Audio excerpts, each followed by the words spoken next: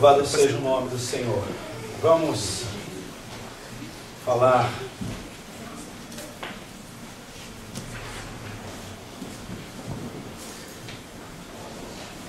de um assunto onde é necessário que a gente não esqueça, ou não nos esquecemos. Lucas capítulo 23.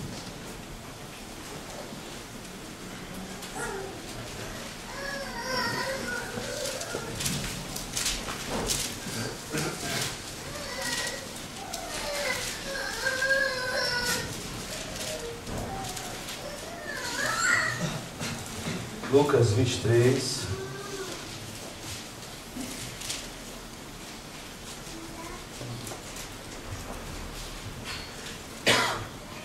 O texto que fala sobre a crucificação de Jesus, a partir do versículo 33. Lucas 23, a partir do 33. Como está lendo aqui, acompanhe comigo. Diz assim. Temos esse pedaço como título, a crucificação. E quando chegaram a um lugar chamado a Caveira, ali o crucificaram, e aos malfeitores, um à direita e outro à esquerda. E dizia Jesus: Pai, perdoa-lhes porque não sabem o que fazem. E repartindo as suas vestes, lançaram sortes. E o povo estava olhando, e também os príncipes zombavam dele, dizendo: aos outros salvou, salva-se a si mesmo. Se este é o Cristo, o escolhido de Deus. E também os soldados escarneciam dele, chegando-se a ele e apresentando-lhe vinagre, e dizendo: se tu és o rei dos judeus, salva-te a ti mesmo. E também por cima dele estava um título escrito em letras gregas, romanas e hebraicas: este é o rei dos judeus. E um dos malfeitores que estavam pendurados blasfemava dele, dizendo: se tu és o Cristo, salva-te a ti mesmo e a nós. Respondendo, porém, o outro, que foi conhecido como Dimas, repreendia-o, dizendo: tu nem ainda temes a Deus, estando na mesma condenação? E nós, na verdade, com justiça, porque recebemos o que os nossos feitos mereciam, mas este nenhum mal fez. E disse a Jesus: Senhor, lembra-te de mim quando entrares no teu reino. E disse-lhe Jesus: em verdade te digo que hoje estarás comigo no paraíso. Eu vou repetir esse versículo. E disse-lhe Jesus: em verdade te digo que hoje estarás comigo no paraíso. E era já quase a hora sexta, e houve trevas em toda a terra até a hora nona. Escurecendo-se o sol, rasgou-se ao meio o véu do templo. E clamando Jesus com grande voz, disse: Pai, nas tuas mãos entrego o meu espírito. E havendo dito isso, expirou. E o centurião, vendo o que o tinha acontecido, deu glória a Deus, dizendo: na verdade, este homem era justo. Até aí. Amém? Pode se assentar. Interessante que tenho conversado com algumas pessoas, onde essas pessoas não frequentam uma igreja, mas no teor da nossa conversa, a gente percebe que existe um desejo no sentido de estar bem no futuro, no sentido de eternidade. É interessante que muitas dessas pessoas, eles sempre comentam a respeito daquilo que eles não fazem em relação àquilo que seja errado e aquilo que os outros fazem. Interessante que eles estão sempre tentando usar as suas boas ações, os seus bons costumes, para poder se assegurar, para poder ter segurança em relação ao seu futuro, se tratando de eternidade. Interessante, pessoas boas, pessoas virtuosas, pessoas, mas que de uma certa forma não conhecem a essência, não conhecem a verdade, não conhecem o único caminho que realmente pode conduzi-la a essa eternidade na presença de Deus. O que eu quero dizer com isso? Que para que realmente o homem possa viver seguro da sua eternidade, é necessário que ele passe pela cruz. Sem a cruz não existe chegada para a eternidade na presença de Deus. É necessário que o homem entenda e busque justamente conhecer a mensagem da cruz. A mensagem da cruz é a única que pode realmente conduzir o homem a uma salvação eterna, a um livramento da condenação eterna. Não existe outro meio, não existe outra forma. É somente através da cruz de Cristo, né? Nós acabamos de ler aqui justamente a crucificação de Cristo, a forma que aconteceu. Interessante que existem coisas aqui, dentro desse texto, que são bem claras. Que o homem simplesmente precisa crer, que o homem simplesmente precisa conhecer e se envolver nessa história. De que forma? Se entregando a esse Cristo que morreu na cruz. Mas como nós cantamos aqui no primeiro cântico, porque Ele vive, nós podemos ter segurança em relação à nossa eternidade, ao nosso futuro com Deus. Porque Ele vive, né? Uma das coisas mais difíceis para o ser humano é reconhecer as suas limitações e achar que pode viver sem interferência de outros em sua vida. Em certo ponto, pode até alguns conseguirem viver desse jeito. Mas, se tratando de chegada, de ida à eternidade com Deus, ele precisa de alguém. E esse alguém é um único que pode ajudá-lo, e o seu nome é Jesus Cristo. Não existe outro meio, outra forma. Nós temos que tomar uma atitude, o homem precisa tomar uma atitude diferente daquela que o adolescente tem. Quem aqui um dia não foi adolescente? Aonde na adolescência, vocês não são diferentes de nós não, no nosso passado. Aonde nós achávamos que nós não precisávamos de ninguém. Aonde nós achávamos, é assim que vocês pensam, pode não reconhecer, mas é assim. Nós achávamos que nós sabíamos tudo. Não é verdade? Nós achávamos que nós não precisávamos de ninguém. Nós sabíamos dirigir a nossa vida, mas isso foi um erro. Isso faz parte dessa etapa da nossa vida. Se tratando no mundo secular, sabe? Vamos dizer assim, que alguns até conseguem passar por essa fase sem ter buscado ajuda. São poucos. Em outros. Mas se tratando de vida espiritual, se tratando de eternidade, nós temos que nos livrar desse pensamento, porque existem muitos adultos, entre aspas, que vivem como essa mentalidade adolescente, aonde ele acha que ele não precisa de Jesus, que ele não precisa, sabe, buscar conhecer a Deus, mas simplesmente ele ter uma boa consciência para consigo mesmo, no sentido de praticar as boas obras, de andar sendo útil ao próximo, isso já é suficiente. Mas é importante entendermos, não há como nós chegarmos à presença de Deus de uma forma aprovada, se não for através de Jesus Cristo. Nós temos que reconhecer isso.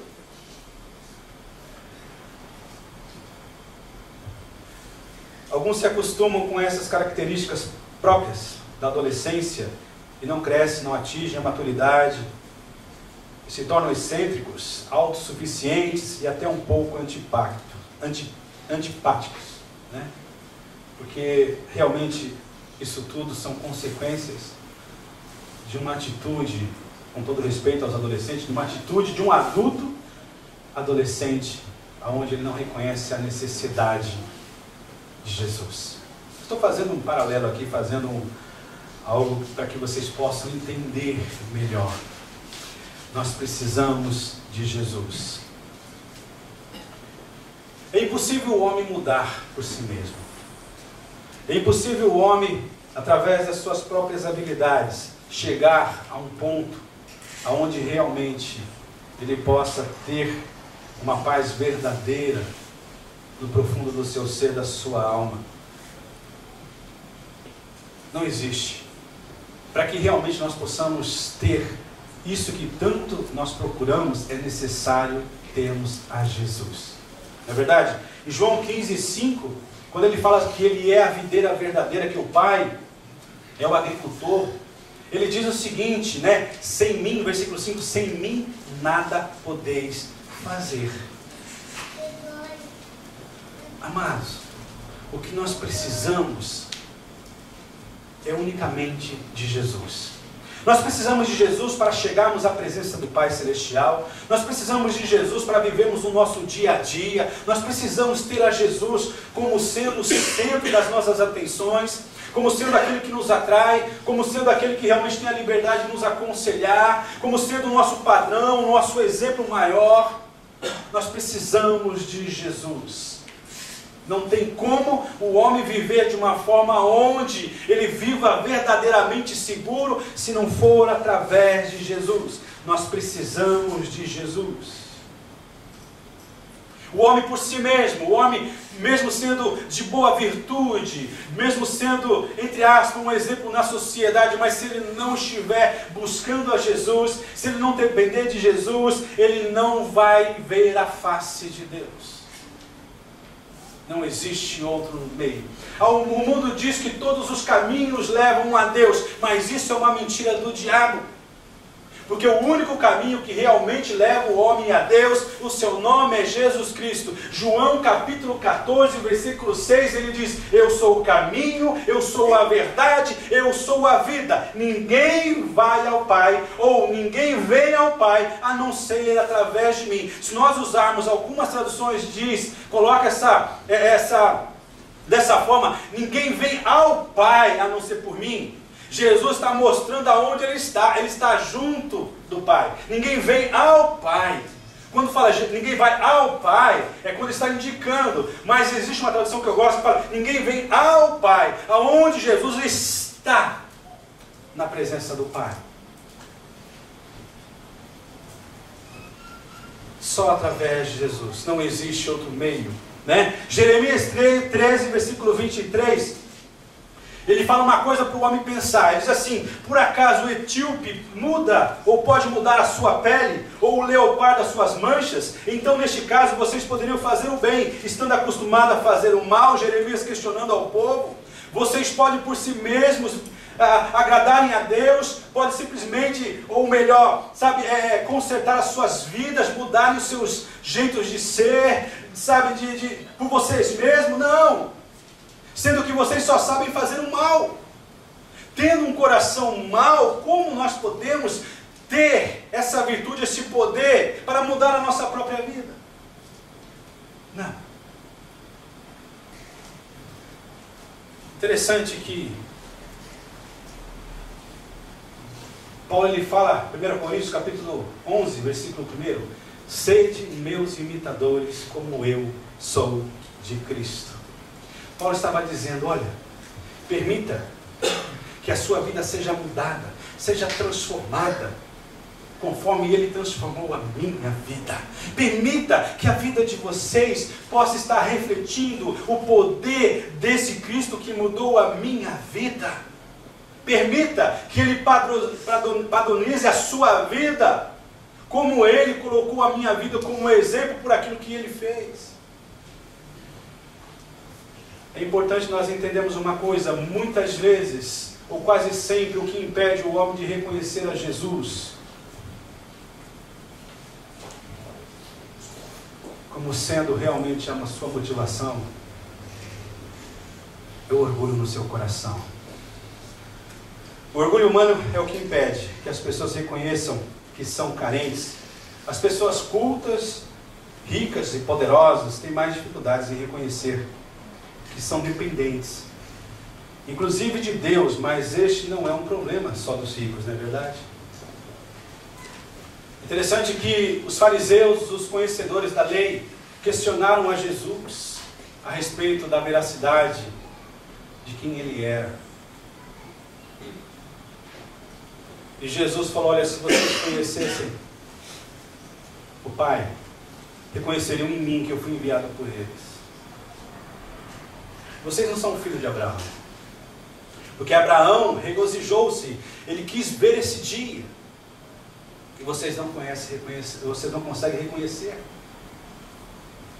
Vocês dizem que conhecem as Escrituras, mas elas falam de mim, e vocês não conhecem reconhecer que eu sou o cumprimento dessas Escrituras.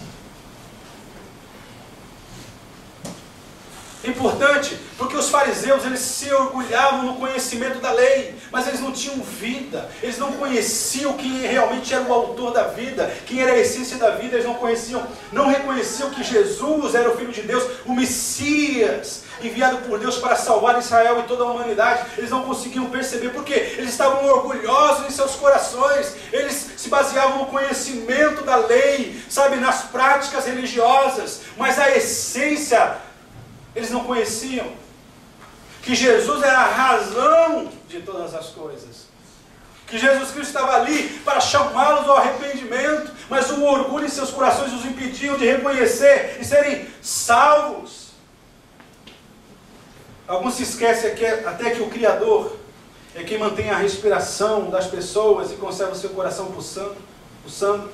A grande verdade é que ninguém jamais irá a Deus se não admitir a sua incapacidade de realmente receber a Cristo em sua vida. Eu vou falar uma coisa para vocês. De repente nós podemos estar vivendo dificuldades por não reconhecermos que nós precisamos de um quebrantamento. Nós cantamos aqui, quebrantado. É a condição de um coração que realmente reconhece e confessa que Jesus é o Senhor. Nós falamos ontem da mulher que nada pediu e tudo recebeu, da mulher na casa de Simão, o fariseu, não pediu nada, mas ela saiu dali com tudo, saiu perdoada, saiu restaurada, saiu com paz no coração, saiu dali realmente transformada pelo amor de Jesus. O que ela nos ensinou? O que ela nos ensina? Simplesmente ela foi à casa de Simão, ela se apresentou, ela não olhou as dificuldades pela condição que ela vivia, da forma que ela vivia, ela não usou isso como desculpa para ir até a Jesus, ela veio até a Jesus, e depois ela, trazendo o seu melhor, ela, derramou sobre os pés de Jesus, e depois fala que essa atitude significa, ela se humilhou ao ponto, de lavar os pés de Jesus com as suas lágrimas, de usar o seu cabelo, que era a honra para as mulheres naquela época, de enxugar os pés de Jesus. Ela se humilhou, aleluia. É por isso, aleluia, que ela foi abençoada. Creio eu que ela foi transformada, ela foi usada depois de uma forma, poderosa, para testemunhar do amor de Jesus. Ela se humilhou, ela se prostrou. Aí ela entrou dentro daquilo que Pedro mesmo experimentou: humilhai-vos debaixo da potente mão do Senhor, para que no seu tempo, ao seu tempo, ela fosse exaltada, e ela foi exaltada. É necessário que nós reconheçamos que nós precisamos de um coração quebrantado, de um coração que reconhece que por nós mesmos nós não vamos conseguir, amados. Nós precisamos de Deus, nós precisamos de Jesus, nós precisamos da sua palavra, nós precisamos olhar para a cruz e vermos o que aconteceu naquela cruz. Nós precisamos ser renovados no nosso entendimento a respeito do que aconteceu na cruz. Jesus, ele sofreu, Jesus, ele pagou pelos nossos pecados, o seu corpo foi moído pelas nossas transgressões, o castigo que estava reservado para nós caiu sobre Jesus, e através desse sacrifício nos liberou a paz. Aleluia, aleluia. E Jesus o tempo todo sofrendo, mas ele não abriu a sua boca. Mas quando ele abriu a sua boca, ele simplesmente disse assim: Pai, perdoa-lhes, porque eles não sabem o que fazem. Aleluia. Não existe outro meio, não existe outra forma, se nós não nos quebrantarmos diante de Jesus, se nós não olharmos para a cruz e vemos o que Jesus fez por nós, se nós queremos uma vida transformada a cada dia, nós devemos continuar a olhar para a cruz, devemos continuar a enxergar o amor de Jesus na cruz. A expressão maior, ver o que ele renunciou por amor a nós, para que nós possamos, aleluia, constrangidos, possamos estar renunciando coisas banais, coisas supérfluas, coisas triviais, coisas passageiras, coisas que parecem ser tão intensas, mas só traz essa emoção no presente agora, porque amanhã já bate arrependimento, bate um peso enorme sobre nossa mente, sobre a nossa alma, e muitas vezes traz consequências daquilo que nós semeamos. Por favor, desliga os celulares aí, por gentileza. Desliga os celulares aí. Desliga os celulares aí, quem está usando, por gentileza. Irmãos, é importante nós entendamos isso. É importante nós entendamos isso. Nós precisamos de Jesus. Nós precisamos olhar para a cruz e ver o que Jesus fez por nós. Nós precisamos ter responsabilidade, sabe, temor. Precisamos realmente dizer: Jesus, tem misericórdia de mim. Quando Jesus quebrou o seu silêncio e disse assim: Pai, perdoa-lhes, porque eles não sabem o que fazem. Nós precisamos olhar para a cruz e ver: Jesus, Tu és o que eu preciso, Senhor. Oh, Deus Todo-Poderoso. Nós precisamos entender uma coisa, que nós mesmos não vamos conseguir. Nós precisamos. Interessante que é uma verdade. A fé, ela nos leva, direcionada através desse sacrifício, à salvação. Mas se nós não continuarmos olhando para Jesus, se nós não continuarmos buscando a Jesus, dependendo de Jesus, nós podemos ficar para trás. Eu particularmente não creio que a salvação se perde, mas eu vivo cada dia como se eu a perdesse, buscando olhar para Jesus.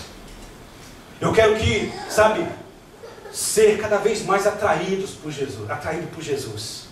Eu quero ser iluminado por Jesus.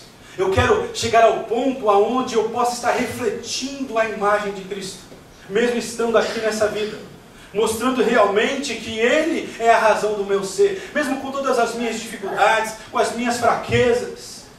Aleluia! Eu peço a Ele: Deus, se revele através de mim, que a minha esposa veja a Tua presença na minha vida, Senhor, que a minha casa veja a Tua presença na minha vida, Senhor, que as pessoas que estão ao meu redor vejam a Tua presença na minha vida. Não importa, Senhor, se não sou eu que estou sendo reconhecido, mas importa aquilo que está dentro de mim, que é, Senhor, a Tua presença. E eu dependo de Ti, Senhor, eu dependo de Ti. Irmãos, é necessário que nós entendamos uma coisa, usando novamente os adolescentes. Dentro de um grupo de adolescentes, sempre existe um que tem uma personalidade mais forte. Sempre existe um que é diferente. E sabe o que acontece? Ele passa a dominar os outros. De uma forma natural, ele passa. E este que domina, tudo aquilo que ele faz, os outros vão atrás.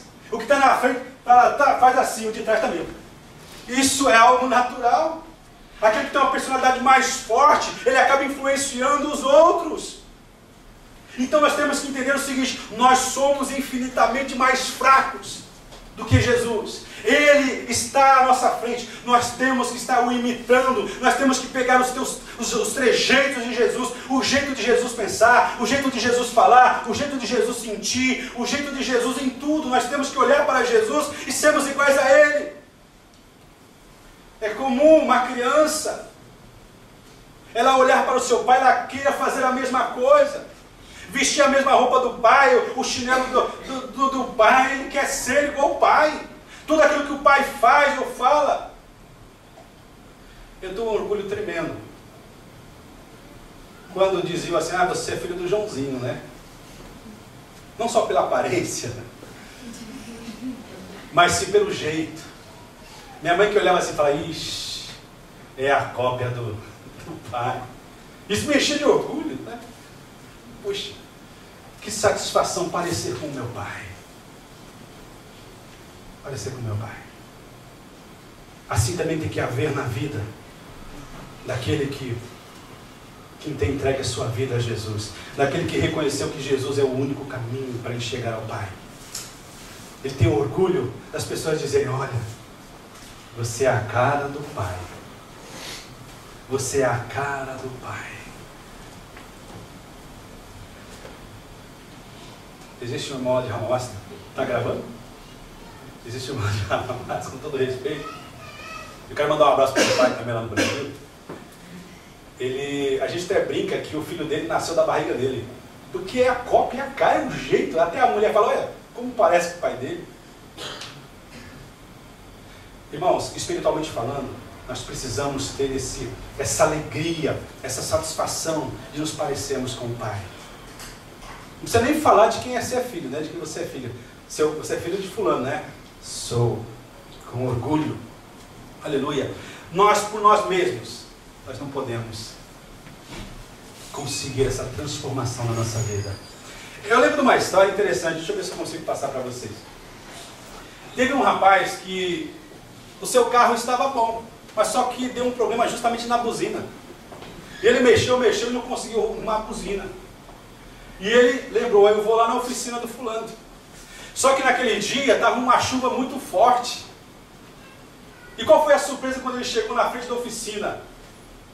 Estava lá escrito lá na plaquinha, te atendo a qualquer hora, mas por gentileza, toque a buzina. Teve alguns que estão, ó. Vocês entenderam, né? O problema do fulano era a buzina, Dudu.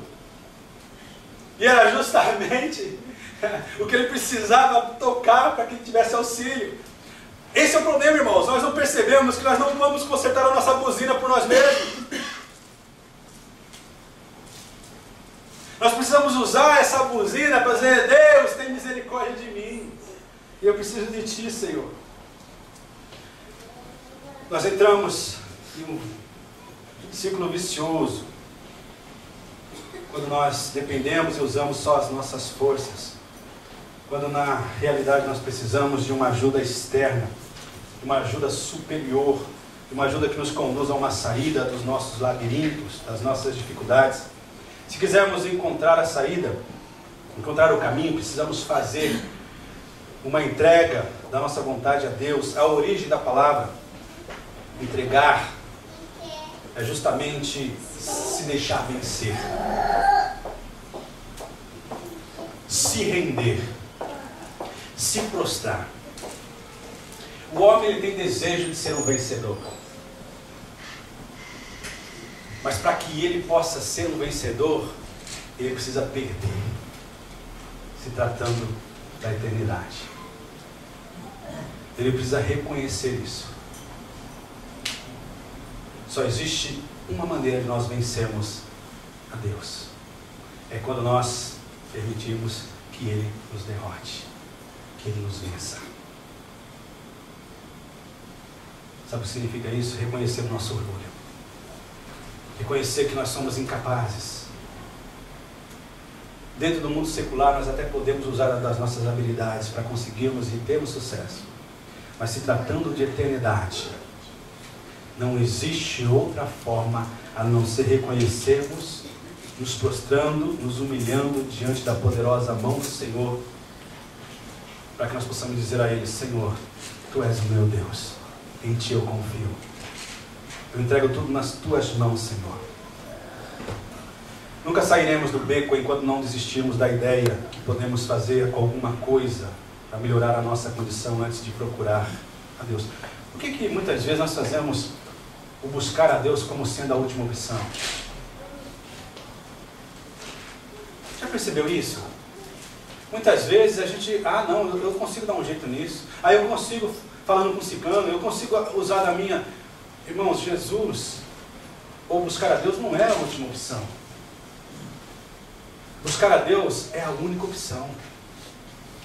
É a única opção. É fazer de Jesus a nossa busca primeira.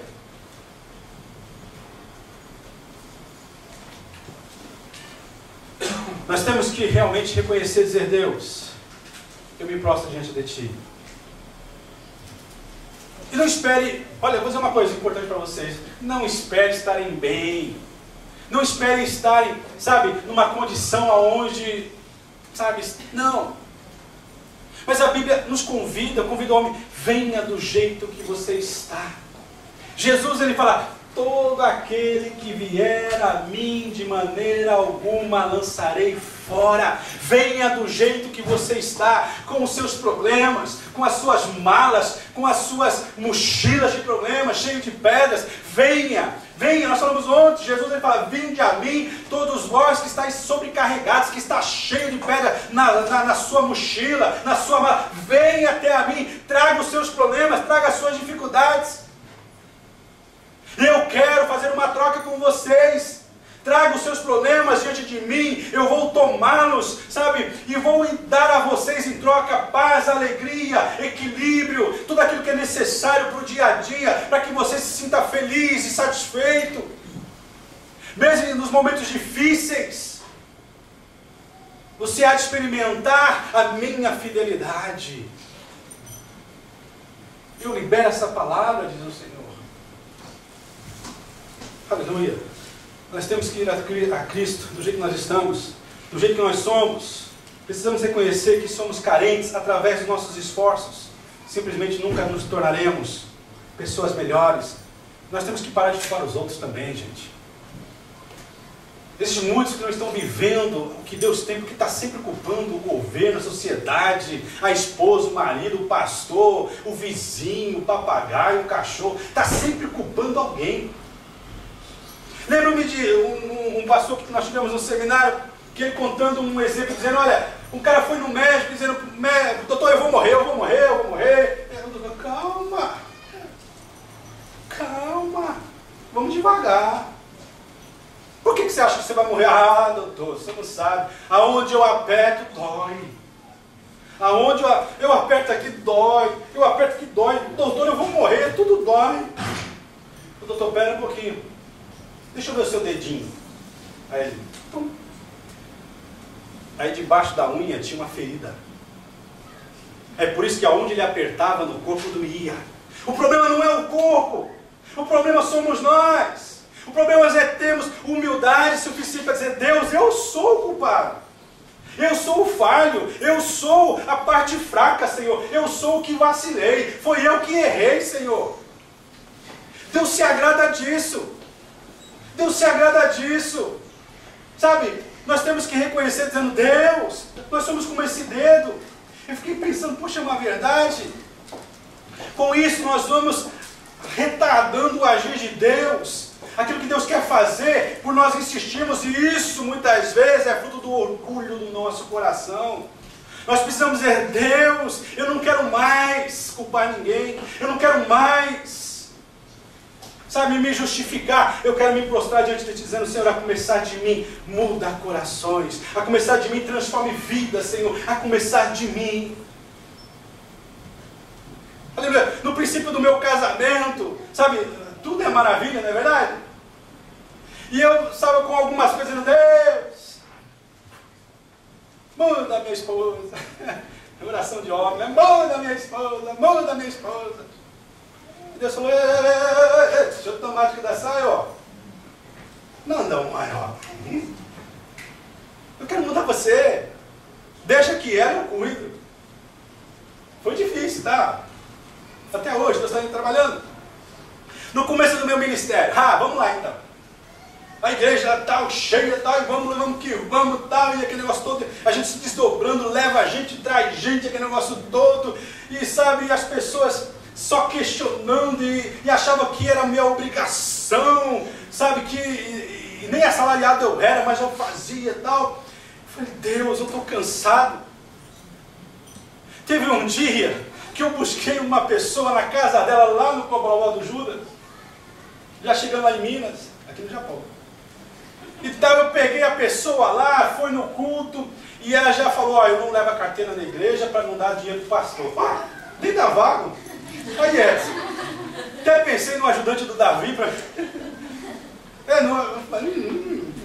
Olha, né? Não sei, eu segura.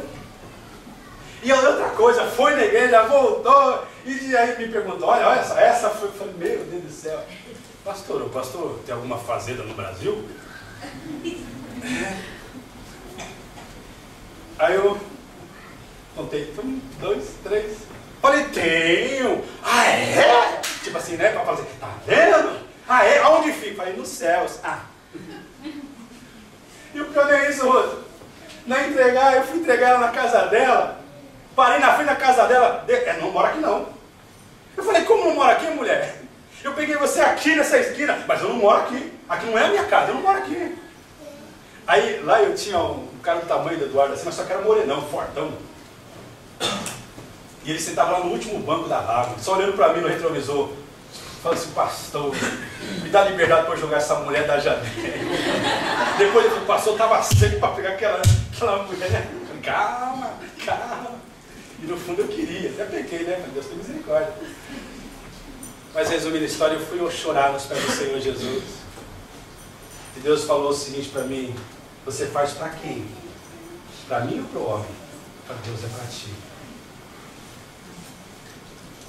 Entenda uma coisa, ele dizendo que isso tudo é para que eu possa trabalhar na sua vida, para que eu possa trabalhar no seu ministério. Porque eu era assim, irmãos, quer vamos, não quer um abraço. Eu era assim. E Deus falou, está totalmente errado. Não é desse jeito. Não é desse jeito que eu quero te usar. Não é dessa forma. Eu comecei a entender que sempre primeiro Deus quer trabalhar comigo. O alvo principal de Deus primeiro é na minha vida. Hoje eu continuo tendo dificuldades, porque eu estou sempre precisando ser lembrado pelo Espírito Santo. O primeiro tem que ser eu. O primeiro tem que ser eu. Essa é a verdade. E buscando justificações, buscando culpar os outros, não foi a melhor forma. E o nosso grande problema é que muitas vezes nós queremos abandonar as coisas em vez de abandonar o nosso eu. Queremos abandonar as pessoas e não queremos abandonar o nosso eu, sendo que o problema é o nosso eu. A grande verdade é que separados do Senhor nunca chegaremos aonde pretendemos. Até para fazer a nossa entrega precisamos da ajuda de Deus, não é assim? É o Espírito Santo que convence o pecador do seu pecado, do seu erro. Essa entrega foi descrita muito bem pelo grande apóstolo Paulo como sendo justamente a crucificação. Romanos 6:6 ele fala o seguinte: o nosso velho homem deve ser crucificado com ele. Romanos 6:6. Nós não podemos nos crucificar a nós mesmos. Outra pessoa terá que fazer isso, né? Como que você vai? Né? Você pode até pregar uma mão, os dois pés, mas e outra aqui? Né? Você não vai ter mais. Né? Precisamos de alguém. E esse alguém é Jesus Cristo. Jesus vai pregar na cruz? Não, não sou eu. Jesus ele mesmo falou aqui no livro de Lucas também, capítulo 9, versículo 23, se alguém quiser vir após mim, negue-se a si mesmo, tome a sua cruz e siga-me. Né? A cruz é usada como um símbolo de que não podemos entregar-nos a nós mesmos. Devemos permitir que Deus realize essa obra por nós. Interessante que aqui no texto que nós lemos de Lucas, aqui para finalizarmos, nós vemos aqui que Jesus ele foi crucificado no meio entre dois ladrões. E aqui nos fala que todos zombaram. E até mesmo esse outro ladrão, ou um dos ladrões aqui, versículo 40. Interessante que existe dentro da história o nome dado a esse outro ladrão que chamava Dimas. E é interessante a atitude dele. A Bíblia nos relata esse fato da seguinte forma, que todos blasfemavam, questionavam a divindade, a veracidade, o propósito da vida de Jesus. Os guardas, a liderança, o povo, a princípio os dois bandidos, mas de repente um cai em si. E ele fala, esse bandido, o crucificado, ele fala para o outro: tu nem ainda temes a Deus, estando na mesma condenação? E nós, na verdade, com justiça, porque recebemos o que nossos feitos mereciam, mas este nenhum mal fez. E disse a Jesus: Senhor, lembra-te de mim quando entrares no teu reino. O que me chama a atenção nesse texto é que os malfeitores eram a maioria. Os que questionaram, os que zombaram de Jesus. Os que reconheceram o seu pecado, o seu erro, foi um só, a minoria. Não é assim diferente, não continua sendo a mesma coisa, a mesma situação nos dias de hoje. São poucos que reconhecem a necessidade de perdão dos seus pecados, que reconhecem a necessidade de ser perdoado, de ser transformado, a necessidade de Jesus. São poucos. Mas esse Jesus aqui, ele cumpre aquilo que ele falou. Todos aqueles que reconhecem e vêm até ele, ele não despreza. Jesus, ele quer que nós paremos de estar sofrendo sozinhos. Ele quer que nós entreguemos o nosso coração. Ele quer nos envolver com o seu poder. Jesus, ele quer que nós o tenhamos como sendo o nosso herói, o nosso exemplo,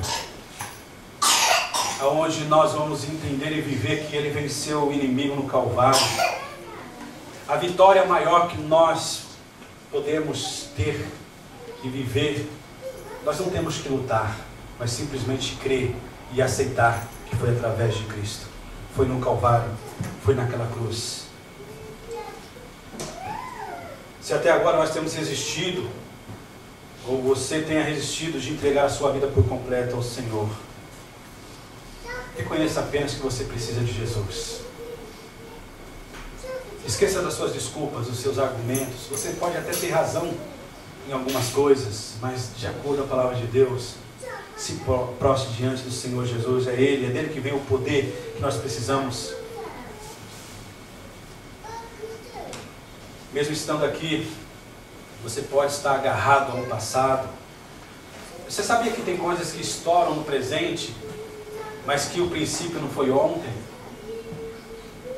Possa ter sido há muitos e muitos anos, da forma que nós começamos o relacionamento, da forma que nós fomos criados, onde essas coisas nunca foram tratadas realmente pelo Senhor.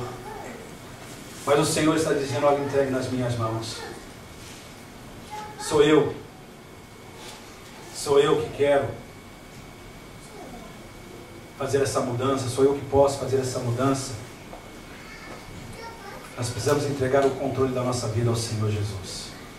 Nós temos que andar debaixo da manifestação do poder de Deus. Temos que nos entregar totalmente ao Senhor. O Senhor está dizendo: olha, pela cruz. Eu gostaria que a equipe de louvor viesse aqui à frente, por gentileza, e cantasse novamente pela cruz. Vem aqui, Robson, também, junto. Fique de pé agora e vamos cantar com o coração arrependido, um coração contrito. Vamos nos voltar para Jesus nesta manhã. Pastor, eu já sou crente em Jesus, amém, mas vamos nos voltar para Jesus. Pode vir todo mundo, pode vir. Vamos cantar com bastante alegria, para que o Senhor possa ver em nós esse coração quebrantado, esse coração transformado.